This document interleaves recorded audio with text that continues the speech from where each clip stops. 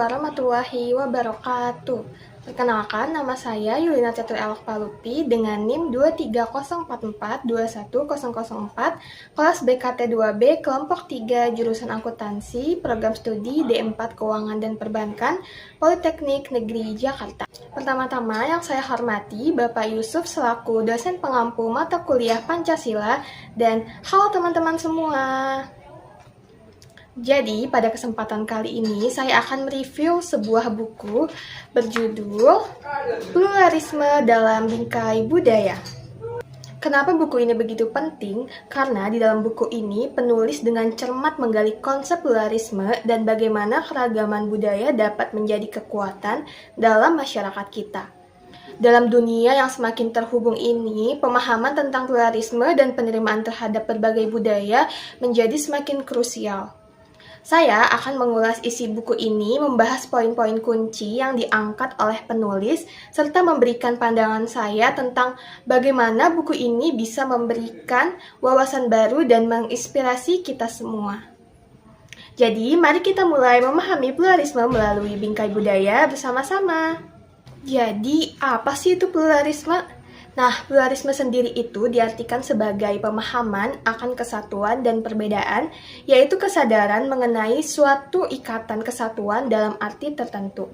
Farid Eshaq, seorang penulis, juga mendefinisikan pluralisme sebagai sebuah pengakuan dan bentuk penerimaan, bukan hanya sekedar toleransi terhadap adanya keberbedaan dan keragaman antar sesama atau terhadap penganut agama lain. Jadi, pluralisme ini adalah sebuah konsep yang mengakui dan menghormati keberagaman dalam masyarakat, termasuk keberagaman agama, suku bangsa, budaya, dan lainnya. Namun, dalam kehidupan nyata ini masih terdapat banyak berbagai tantangan dalam mewujudkan pluralisme, seperti diskriminasi, intoleransi, dan konflik antar umat beragama. Buku ini tidak berfokus mutlak saja pada budaya saja, karena agama dan kebudayaan dapat saling mempengaruhi. Keduanya adalah nilai dan simbol. Agama adalah simbol yang melambangkan nilai ketaatan kepada Tuhan, kemudian kebudayaan juga mengandung nilai dan simbol supaya manusia bisa bertahan hidup dalam lingkungannya.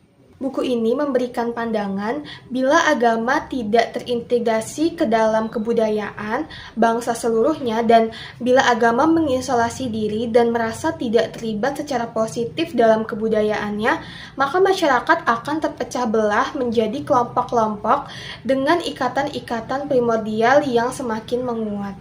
Selanjutnya, diterangkan bahwa pluralisme kebudayaan berarti penolakan terhadap kefanatikan, berburuk sangka, rasisme, dan tribalisme. Penulis memberikan gambaran bahwa setiap budaya memiliki nilai-nilai pluralisme, yaitu diberi contoh budaya Bugis sendiri. Contohnya adalah nilai-nilai pluralis terdapat pada falsafat Sirina Pais atau budaya Malu.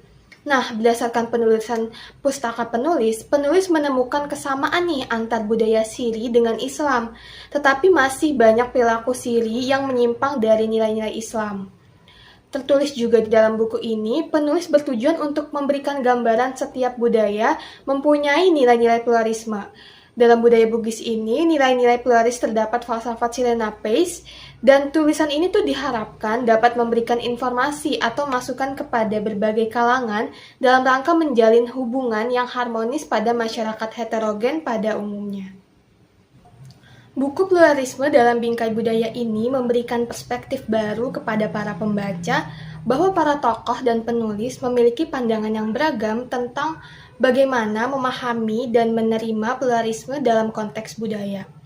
Pandangan-pandangan ini tidak hanya terbatas pada ranah agama, tetapi juga mencakup berbagai aspek budaya seperti tradisi, adat istiadat, dan nilai-nilai.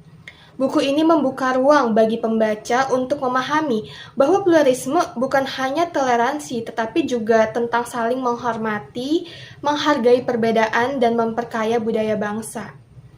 Buku ini sangat menarik untuk dibaca karena memberikan pandangan yang jelas dan mendalam tentang pluralisme, dan dilengkapi dengan argumen yang kuat dan contoh nyata tentang bagaimana nilai-nilai pluralisme ini dan toleransi diterapkan dalam kehidupan sehari-hari di Indonesia.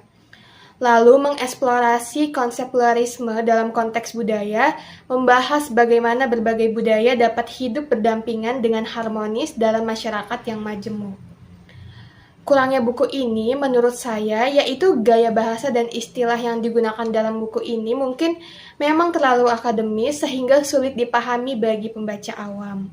Hal ini dapat membuat mereka kesulitan untuk memahami isi buku tersebut. Nah, contoh-contoh nyata tentang pluralisme yang terdapat dalam buku ini itu dapat membantu pembaca untuk memahami bagaimana pluralisme dapat diwujudkan dalam kehidupan nyata dan dapat menjadi sumber inspirasi untuk membangun masyarakat yang pluralis dan toleran. Sekian review buku Pluralisme dalam Bingkai Budaya. Saya harap teman-teman semua dapat membaca buku ini dan memahami bagaimana sih pluralisme diwujudkan dalam masyarakat Indonesia. Kurang lebihnya mohon maaf. Wassalamualaikum warahmatullahi wabarakatuh.